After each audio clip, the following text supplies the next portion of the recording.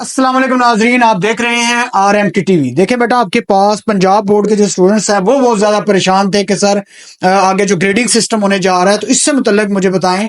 और चाहे वो पंजाब बोर्ड है चाहे फेडरल बोर्ड है, पूरे पाकिस्तान के अंदर 2024 में जो इम्तिहान होने जा रहे हैं वो सारे ग्रेडिंग सिस्टम के ऊपर चले गए हैं, जिसके अंदर कुछ मार्क्स का बड़ा बच्चों को थोड़ा सा इशू था कि बच्चे ये पूछे थे कि सर कितने बच्चे नंबर वाला पास होगा, कितने वाला फेल होगा।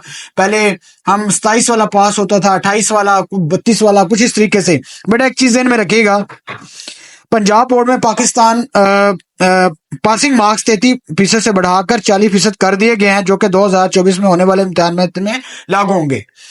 अब उसके अंदर एक बात कही गई कि जिसके 50 नंबर वाले पेपर के पासिंग जो मार्क्स हैं वो 20 हैं।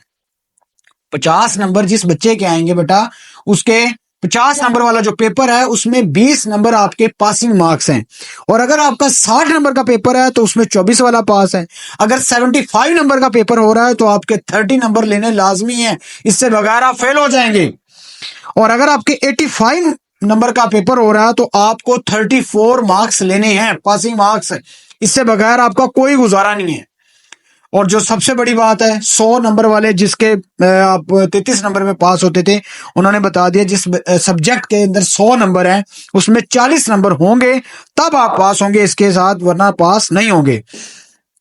और इन्होंने एक चीज और भी बताई है कि इसके साथ साथ 25% पेपर और कंसेप्चुअल और एनालिटिकल पर मुश्तमिल होगा। तमाम स्टूडेंट मेहनत में मजीद इजाफा करें। अच्छा, इसके अंदर बेटा एक चीज इनमें रखिएगा, ये कंसेप्चुअल है या SLO है, ये ऑलरेडी पहले से मौजूद है, इसमें कोई बड़ी बात नहीं है, ठीक है।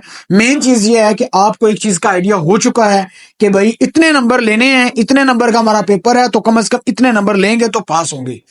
तो पासिंग मार्क्स वाला जो क्राइटेरिया वो तो आपका हो गया क्लियर, वो भी मैंने बता दिया। 50 नंबर से लेके 100 नंबर तक है बता दिया है कि भाई आपने 20 नंबर से लेके 40% तक नंबर जो है वो बढ़ाने हैं, वो डिपेंड करता है सब्जेक्ट टू सब्जेक्ट, ठीक है। अच्छा, अब आ जाते हैं बेटा आपके पास के सिचुएशन। कुछ बच्चे कह रहे थे कि सर पेपरों का और भी कुछ चीजें बताएं, बाकी क्या रूल चेंज हो रहे हैं क्या नहीं हो रहे। बेटा एक चीज इनमें रखिएगा, 2024 के इम्तिहान होने जा रहे हैं, पेपर सारा SLO है, ठीक है। गेस्ट पेपर से परेशान नहीं हो सकता, इंशाल्लाह गेस्ट पेपर जो है वो बोर्ड के स्पेशल जो सीनियर टीचर्स हैं उनसे इंशाल्लाह हम बनवा के देंगे। और उनके इंटरव्यूज भी मैं आपको करके बताऊंगा, वो भी आप लोगों को गाइड करेंगे। उससे फायदा ये होगा कि कम से कम आपको फौरन आइडिया हो जाएगा, अच्छा ये चैप्टर करेंगे तो हमें फायदा, ये चैप्टर करेंगे तो हमें फायदा नहीं है। देखिए, पहले ये होता था कि आप पूरा पेपर रट लगाते थे, सब कुछ कर लेते थे और लिख के आ जाते थे, मार्क्स हो जाते थे।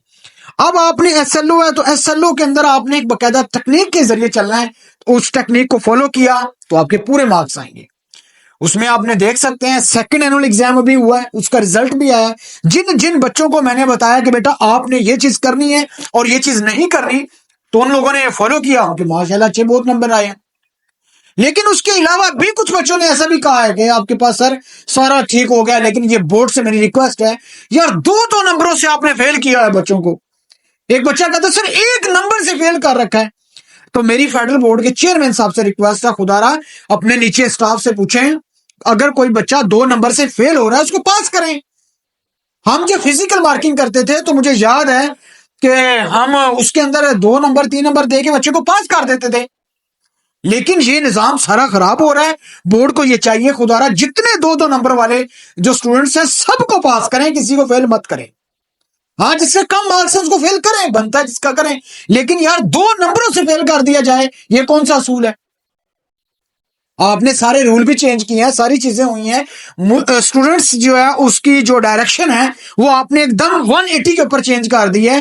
तो सही बात है, टाइम तो लगेगा। अब शहर के जो स्टूडेंट्स हैं उनको तो पता है, जो बेचारे गांव के अंदर स्टूडेंट रहे हैं उनको तो पता ही नहीं है ये SLO क्या है, उनके टीचर्स को नहीं पता, मैं गारंटी से कह सकता हूं। वो तो ये सारी चीजें कैसे होगा। तो इसलिए बेटा आप जितने भी स्टूडेंट्स हैं, मेरी उनसे रिक्वेस्ट है अपने टीचर से पूछें, अपने शेड्यूल को देखें। आपके पास मैंने ये भी कहा था कि आपके जितने भी टॉपर्स पेपर हैं उनके स्टूडेंट्स के पेपर भी बताऊंगा, और मैंने एक स्टूडेंट्स का बायो के जो टॉपर है पेपर उसका पेपर भी बताया आपको, आप देख सकते हैं। उसके अंदर उसने बहुत अच्छे तरीके से लिखा हुआ है।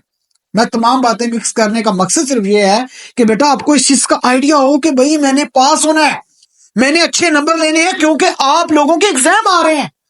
मार्च में आपके पेपर हैं, अप्रैल में ईद के फौरन बाद फर्स्ट ईयर सेकंड ईयर के एग्जाम स्टार्ट हो जाने हैं। टाइम इंतहाई कम है, सप्ली आएगी आपकी आएगी। अच्छे नंबर आएंगे तो आपके आएंगे, क्योंकि टाइम यही है। अगर आपने इस टाइम को अच्छे तरीके से यूटिलाइज किया बेटा, फायदा आपका है और किसी का नहीं है।